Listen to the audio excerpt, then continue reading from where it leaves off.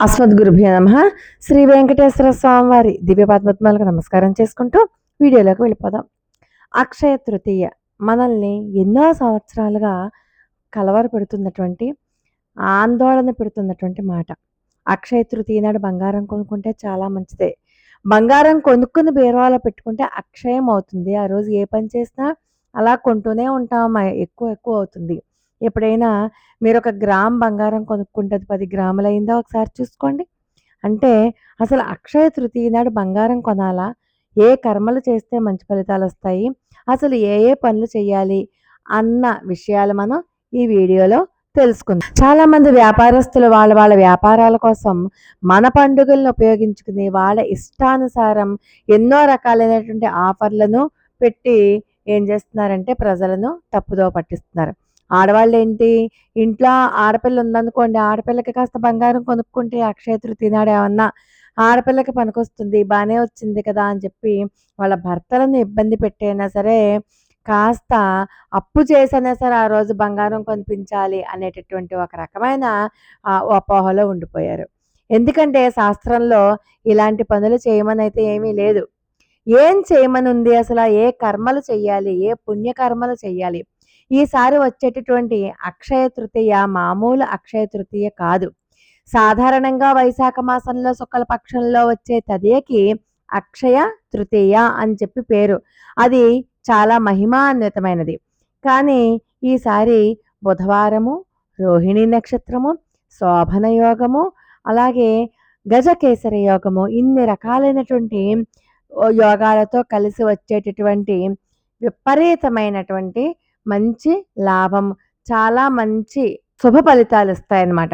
ఎందుకంటే అక్షయ తదియ నాడు, అక్షయ తృతీయ నాడే రోహిణి నక్షత్రము, బుధవారము, ఈ శోభన యోగము ఇలాంటివన్నీ కూడా కలిసొచ్చిన రోజు చాలా పుణ్యప్రదమైనది.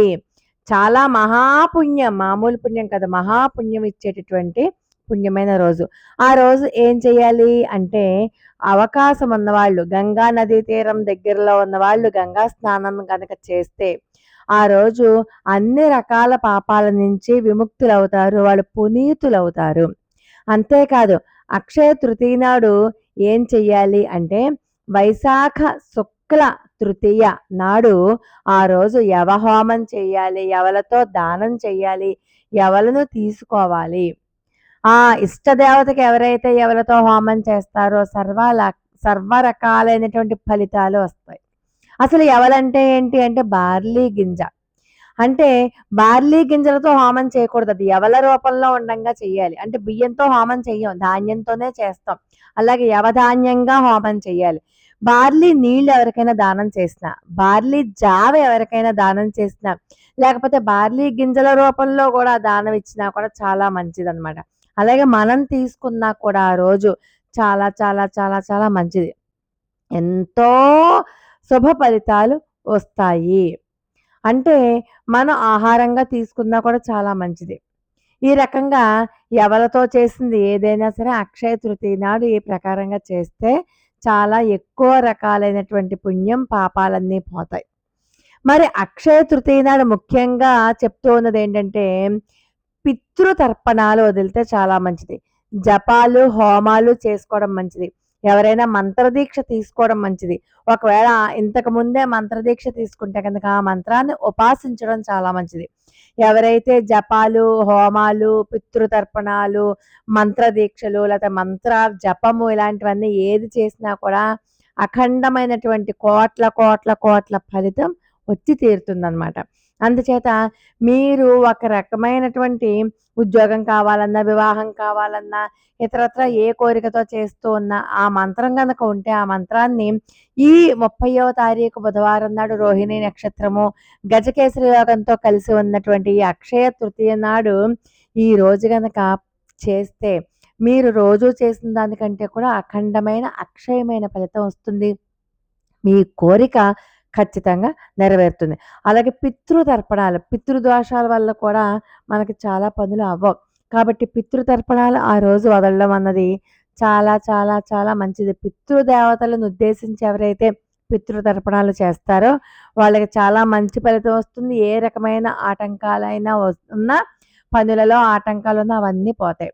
ఇవన్నీ జపధ్యానాదులు ఇవన్నీ మర్చిపోయి కేవలం బంగారం మాత్రమే కొనాలి, అప్పు చేసైనా బంగారం కొనాలి, ఇలాంటి పిచ్చి ఆలోచనలో ఉండిపోయాం. అలాంటి ఆలోచనల నుంచి మనం బయటకొచ్చేయాలి. ఈ రోజు నుంచైనా అలాంటి మూఢనమ్మకాల నుంచి బయటపడి అక్షయ తృతీయ నాడు చేయవలసిన ముఖ్య కర్మలు చేసుకోవాలన్నమాట.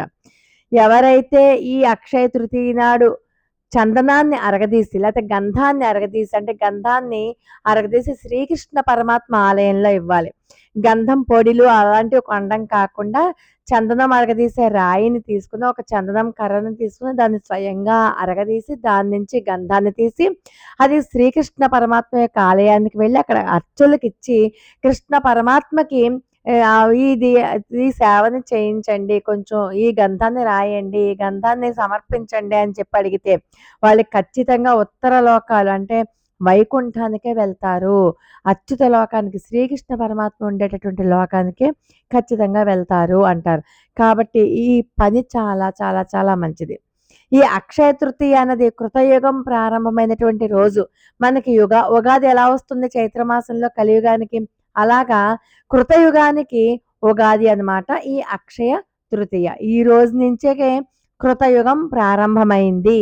కాబట్టి ఈ రోజు కనుక సముద్ర స్నానం చేసిన విశేషమైనటువంటి ఫలితం వస్తుంది. గంగా స్నానము, సముద్ర స్నానము దగ్గరలో అవకాశం లేకపోతే కనీసం కృష్ణా, గోదావరి, కావేరి, పెన్నా ఏ నదీ స్నానం చేసినా కూడా ఆ అవకాశాన్ని బట్టి ఆ నదీ స్నానం చేయండి. ఒకవేళ దగ్గరలో పరిసరాల్లో ఏ నదులు కనుక లేకపోతే ఇంట్లో ఉన్న నీళ్లతోనే కాస్త పసుపు వేసుకుని మీరు సంకల్పం చెప్పుకొని గంగే చయమునే చైవ అన్న శ్లోకం ఉంది కదా, ఆ శ్లోకాన్ని చెప్పుకుంటూ స్నానం చేయండి. ఆ శ్లోకం కూడా డిస్క్రిప్షన్లో ఇస్తాను. అది కూడా అక్షయ ఫలితాన్ని ఇస్తుంది. అక్షయ తృతీయ నాడు ఉదక కుంభాన్ని దానం చేయాలి. అంటే నీటి కుండ. ఒక కుండ నిండా నీళ్లు పోయండి. మీకు నీటి కుండ కాదు, ఇత్తడి, రాగి, కంచు మీ యొక్క స్తోమతను అనుసరించి ఏది ఇచ్చినా కూడా చాలా మంచిది. మాకు ఇవేమీ అవకాశం లేదండి. అసలు ఇవన్నీ ఎందుకు ఇవ్వాలి? ఎదుటివాడి దాహం తీర్చాలి.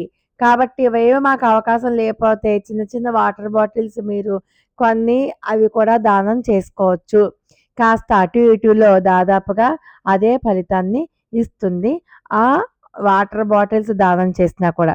కాబట్టి ఈ రకంగా మీరు ఉదకుంభ దానం చెయ్యండి, నీటి కుండను దానం చెయ్యండి, నీళ్లను దానం చెయ్యండి, మజ్జిగను దానం చెయ్యండి. వీలైనంత వరకు కూడా జప ధ్యాన హోమాదులతో మీరు ఆ రోజంతా కూడా ఉండడానికి అవకాశం ఉంటుంది. కాబట్టి ఆ రోజంతా అలా ఉండండి. మీరు ఏది చేసినా అక్షయం అవుతుంది. మీరు అప్పులు చేసి మీకు బంగారం కొనుక్కుండే స్తోమత ఉంటే బంగారం కొనుక్కోండి. ఇంకా ఏమేం కొనాలి, ఇంకా ఏమేం చేస్తే చాలా మంచిది అన్నది మనం తర్వాత వీడియోలో చెప్పుకుందాం. లోకా సమస్త సుఖినో భవంతు. మరొక అద్భుతమైన వీడియోతో మళ్ళీ కలుసుకుందాం. అంతవరకు నమస్కారం.